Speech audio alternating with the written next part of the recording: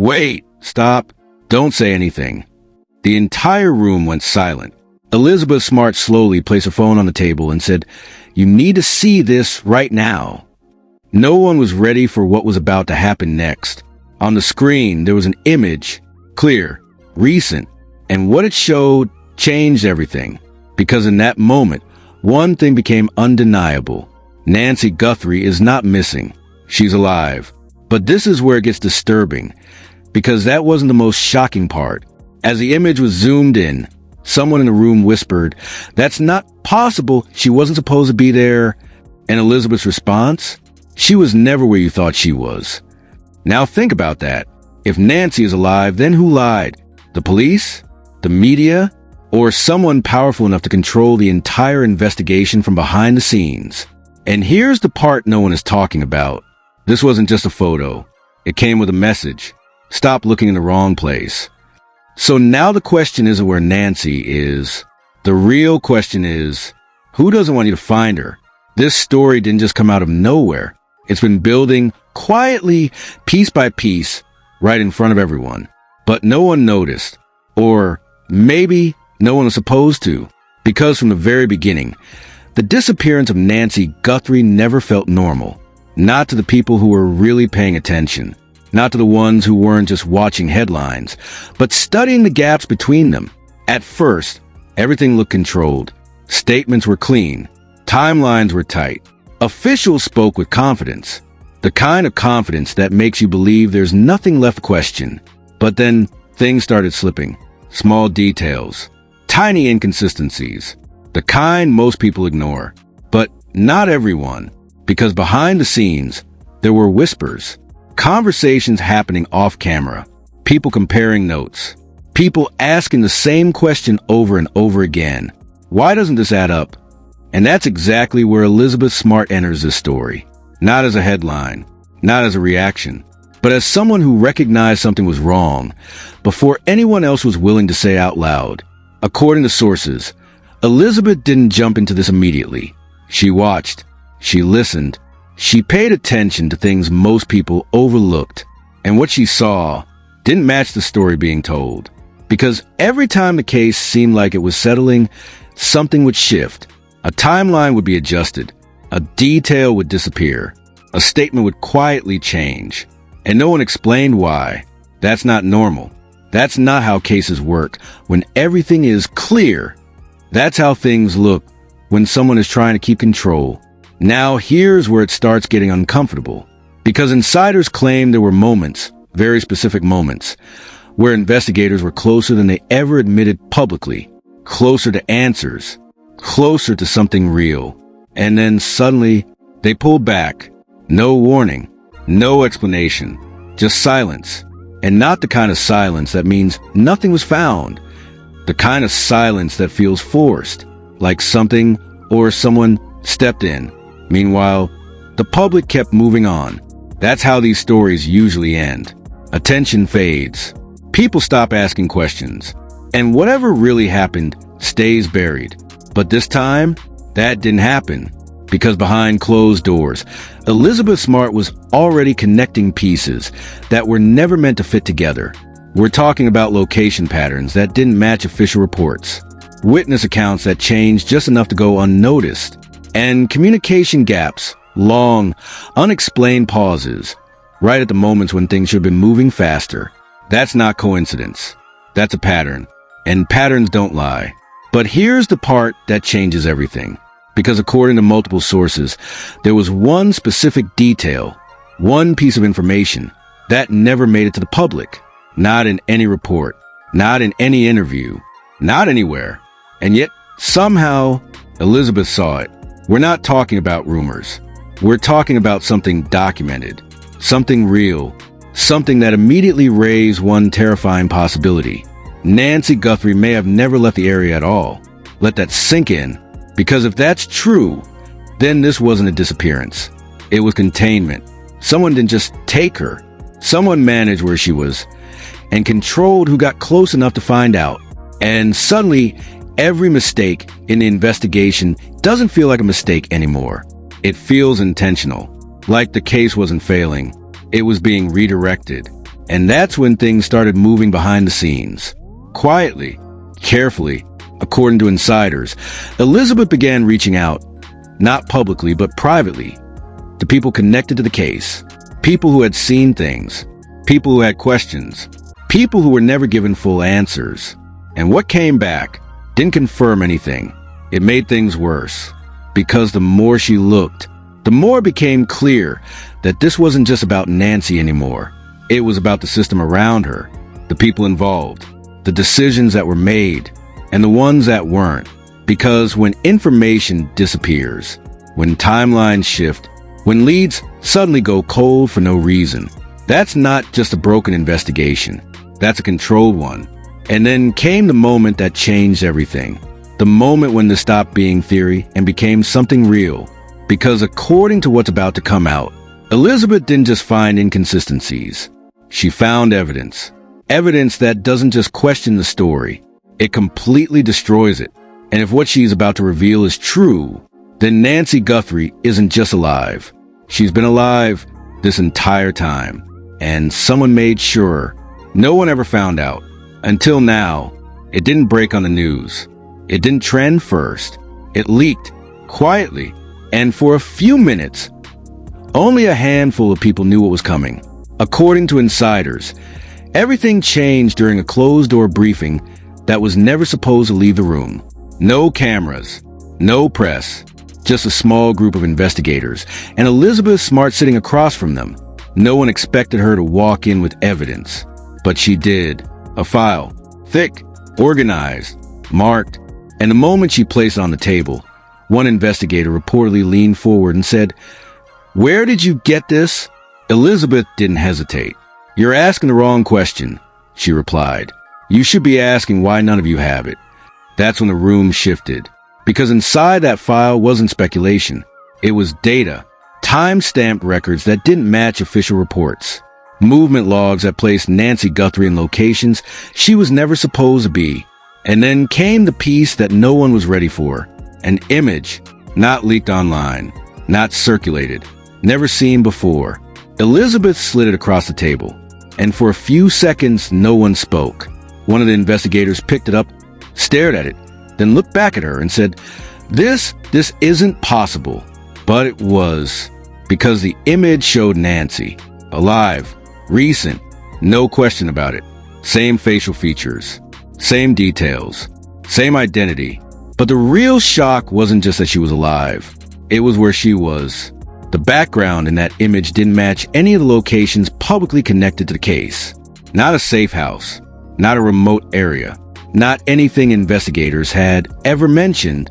It looked normal, too normal. And that's what made it terrifying. Because if Nancy was being held somewhere that ordinary, it meant she wasn't hidden far away. She was hidden in plain sight. And then Elizabeth dropped the second bomb. "There's more," she said. She pulled out a printed screenshot, a message sent alongside the image. No number attached, no identity, just one line. "You stopped too early." The room went silent again, because that message didn't just sound like a threat. It sounded like someone who knew exactly how close the investigation had gotten. Now think about that. This wasn't random. This wasn't a hoax. Whoever sent that message knew the timeline, knew the process, knew when investigators pulled back. And that means one thing: they were watching closely. But it gets worse, because when analysts started digging into the metadata attached to the image, they expected the usual results: burner devices, mass locations, nothing traceable. That's not what they found. Instead, the data pointed somewhere specific, not another country, not even another state, local, close enough that one of the investigators reportedly said, "No, there's no way she's been this close." But the data didn't lie. Coordinates placed the image within a range that overlapped with areas already searched months ago. Let that sink in. They had already been there. Which raises a question that no one in that room wanted to say out loud. Did they miss her, or were they never meant to find her? And just when it felt like it couldn't get more intense, it did. Because according to sources, one of the investigators noticed something else in the image. Something subtle, easy to miss. A reflection, not clear enough to show a face. but clear enough to show a shape, a person, standing behind the camera, watching, and holding the device that took the photo. That one detail changed everything, because it confirmed the image wasn't old. It wasn't staged. It was recent, which means whoever took it was physically there, near Nancy, recently. And if they were that close, then they're not hiding. They're operating. Now here's where the twist hits. Because when investigators started cross-checking the location data with internal access logs, something came up that no one expected. A match, not a full identity, not a name, but a connection to someone who had been near the case from the beginning, someone who had access, someone who knew the system, and someone who, until that moment, was never considered a suspect. That's when the entire direction of the case shifted. Because now this wasn't about finding Nancy anymore. It was about understanding how someone inside the system could have stayed invisible for this long. And why? Because if this person had access to information, access to locations, access to the investigation itself, then this wasn't just a kidnapping. This was controlled, calculated, planned, and protected. And just before the meeting ended, Elizabeth said one last thing that reportedly left everyone in that room frozen. If she's been this close the entire time, then someone didn't just hide her. She paused, looked around the room, and finished the sentence. Someone made sure you wouldn't look in the right place. And just like that, this case stopped being a mystery and started becoming something far more dangerous. It didn't stay quiet for long. Within hours, everything leaked. No official statement, no press release, just fragments, screenshots, whispers, audio clips, spreading across the internet like wildfire. And once it hit social media, there was no stopping it. Hashtag Nancy Guthrie started trending. Then it exploded. Millions of views, thousands of theories, everyone asking the same question. How is she alive? Clips started circulating of analysts breaking down the alleged image, people zooming in, enhancing, pointing out details most would miss. That's her, no doubt about it. Look at the background, that's not random. And then came the reactions. A well-known media personality posted, "If this is real, we're looking at one of the biggest cover-ups in years." Another wrote, "This doesn't feel like a mistake, it feels controlled." And just like that, the narrative shifted. This wasn't just a missing person case anymore. This was a potential scandal. Because the more people looked, the more things didn't add up. Old interviews resurfaced. Press conferences reanalyzed. Moments where officials hesitated, paused, changed their wording mid-sentence.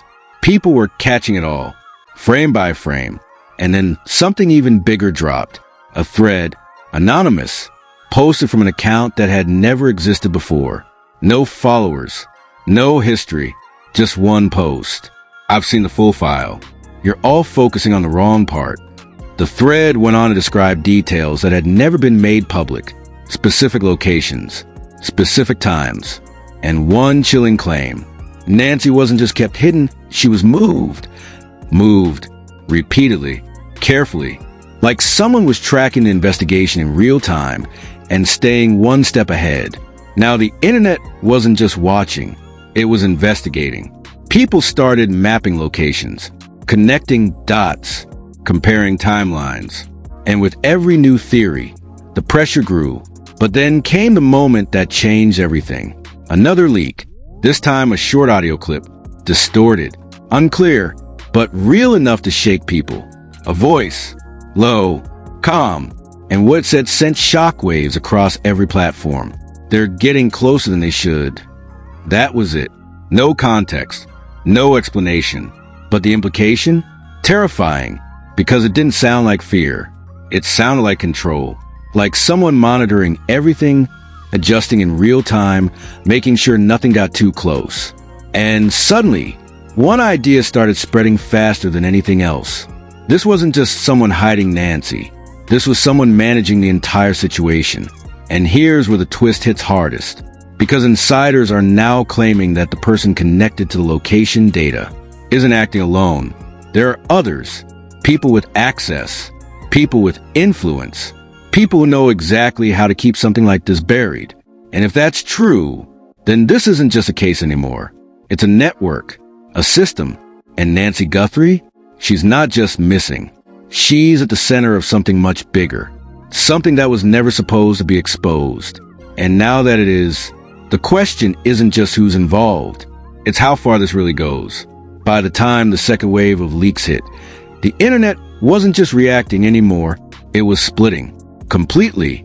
On one side, you had people who were convinced this was real. Not just real, but deliberately hidden. Open your eyes. One viral post read, "They don't lose someone like this by accident." Thousands agreed. Threads started forming, breaking down every detail, every pause in past interviews, every inconsistency in official statements. People were connecting dots so fast it almost felt organized. This was control from day one. They knew more than they told us. Someone powerful is involved. And then the other side pushed back. Hard. This is fake. You're all falling for a setup. There's zero confirmed evidence. Debates turned aggressive. Comment sections exploded. People weren't just discussing the case anymore. They were attacking each other. Because this wasn't just about Nancy Guthrie anymore. This had turned into something bigger. Trust. Trust in the media. Trust in authorities. Trust in what people believe is real. And that's when the media stepped in, but not the way anyone expected. Instead of clarity, there was hesitation. Major outlets started covering the story, but carefully. Words like alleged, unverified, and sources claim were repeated over and over again. One anchor even said live on air, "We are looking into these claims, but at this time, nothing has been officially confirmed." But here's the problem. They didn't deny it either. And that silence, it made everything worse. Because to the public, hesitation doesn't feel neutral. It feels suspicious. Meanwhile, smaller outlets and independent creators went all in. Full breakdown videos, timeline reconstructions, exclusive leaks. One viral clip showed a commentator saying, "If even half of this is true, we're looking at a system-level failure or something far more intentional." That line alone got millions of views. Then came the celebrity reactions. Subtle at first. A tweet here, a repost there. One public figure wrote, "Some stories don't disappear, they get buried." Another posted, "Truth always leaks." Always. No names. No direct references. But everyone knew what they were talking about, and that added fuel to the fire. Because now it wasn't just the public questioning things. It was people with influence, people with platforms, people who don't usually speak unless something feels off. And just when it seemed like things couldn't get more chaotic, another rumor started spreading. Fast, unverified, but impossible to ignore. That someone connected to the case was preparing a statement. Not a denial, not a clarification, a response. And according to insiders, it wasn't going to calm things down. It was going to make everything worse. Because if that statement confirms even a fraction of what's been leaking, then this isn't just controversy anymore. It's exposure. And right now, the entire world is watching, waiting for the moment everything finally breaks. Just when it felt like the story couldn't get any more intense. It did. Because late that night, while the internet was still arguing, still divided, still trying to figure out what was real, something dropped that no one was prepared for. Not a leak, not a rumor, a file, encrypted at first, then suddenly accessible.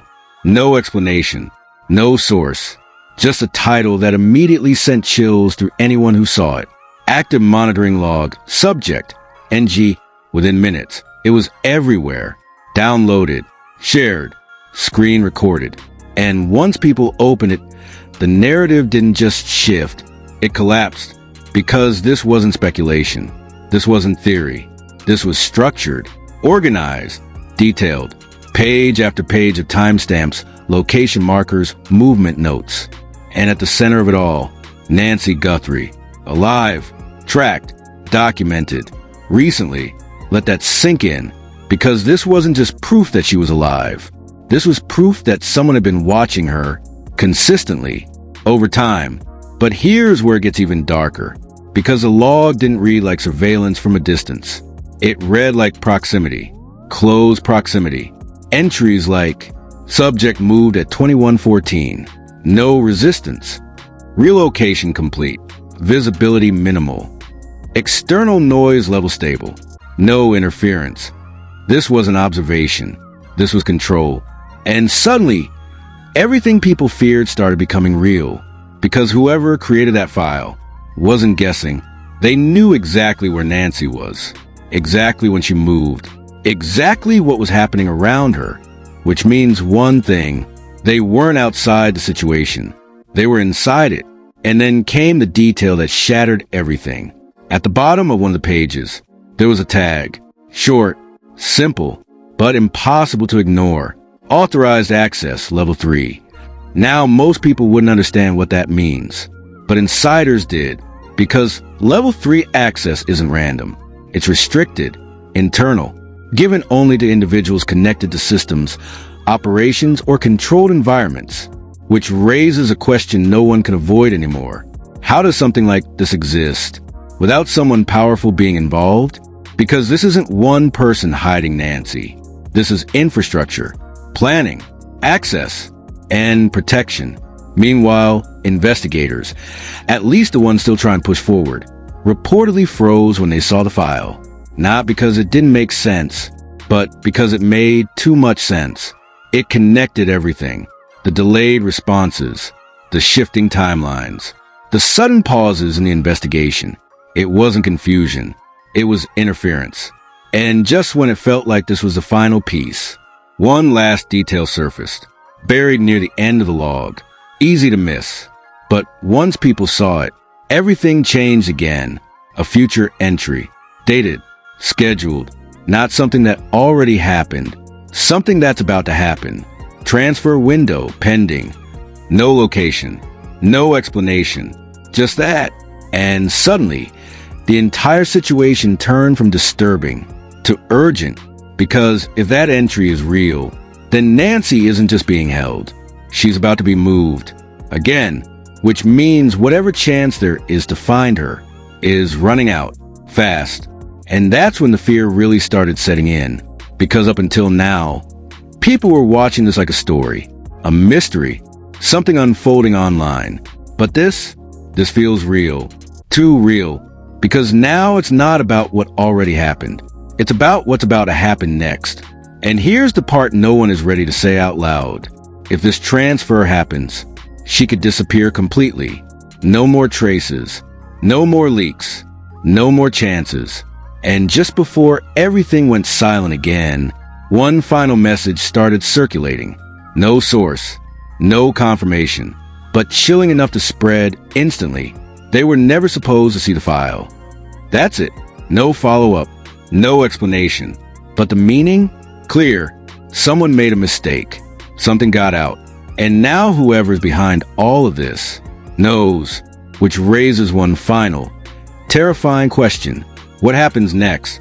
Because if they're aware that people are getting closer, if they know the file has been exposed, if they see the pressure building, then they're not just going to sit back. They're going to act. And when they do, it won't be quiet. It won't be subtle. It'll be fast, calculated, and impossible to stop. So now the story isn't slowing down. It's accelerating. And the next move could change everything. Or erase it completely. If you made it this far, then you already know something about this case doesn't add up. So now I need you to tell me, what do you think is really going on? Is Nancy Guthrie actually alive like the evidence suggests, or is someone manipulating everything from behind the scenes? And here's the bigger question. If this was just a beginning, what happens when the next piece of evidence drops? Drop your theory in the comments right now. No filters. Like this video if you want the truth exposed. And don't forget to subscribe, because the next update, it might change everything.